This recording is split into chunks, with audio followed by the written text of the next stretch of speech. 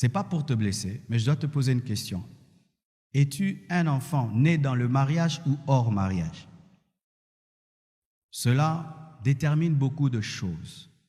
Les enfants qui sont nés en dehors du mariage ne sont pas des enfants désirés. C'est-à-dire que tu es un accident de circulation. Oui.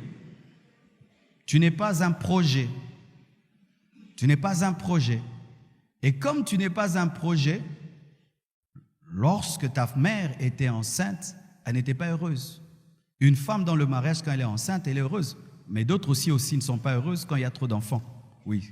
Car certains aussi ont des blessures intérieures, même s'ils sont nés dans le mariage, si les parents avaient décidé de ne plus avoir d'enfants, et puis au bimil sous. Ah! Et là, tu vois même un homme se fâcher contre sa femme. Mais yondine bouille, fécondité bouille, hein? Ah, je connais un homme de Dieu, il a même failli faire avorter sa femme. Alors, quand tu es né, ta mère était triste. Ta mère avait honte. Sa grossesse était une honte. Et tu sentais cette honte. On n'est pas fier de moi. On l'insultait. Regarde là, impudique, prostituée. Tu nous amènes une grossesse. Qui est le père? Qui est ceci? Qui est cela?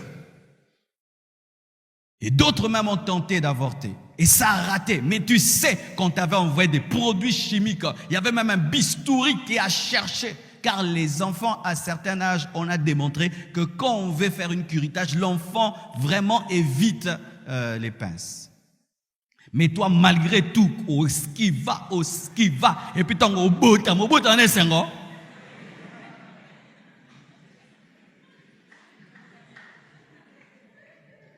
C'est quand tu vois un enfant qui fait du mal à ses parents, qui fait du mal à son père, du mal à sa mère, du mal à la société, parce qu'il a senti qu'il était rejeté, qu'il n'était pas aimé.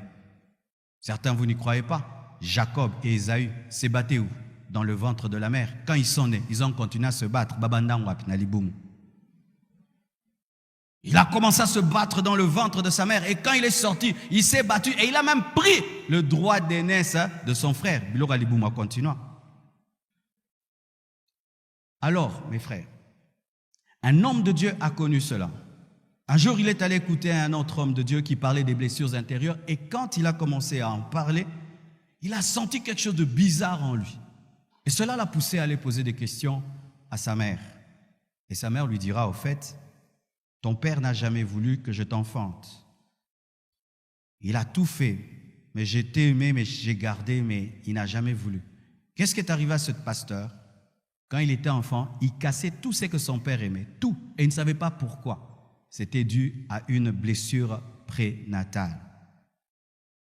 Si tu sais déjà que tu as failli être avorté et tu as un mauvais comportement, prie que Dieu te guérisse de cette blessure-là, parce qu'il y a une puissance dans le subconscient. Le subconscient.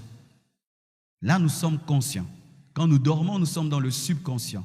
Et quand l'enfant est dans le sein maternel, il est dans le subconscient. Mais ton subconscient a enregistré le rejet. La décision de te tuer.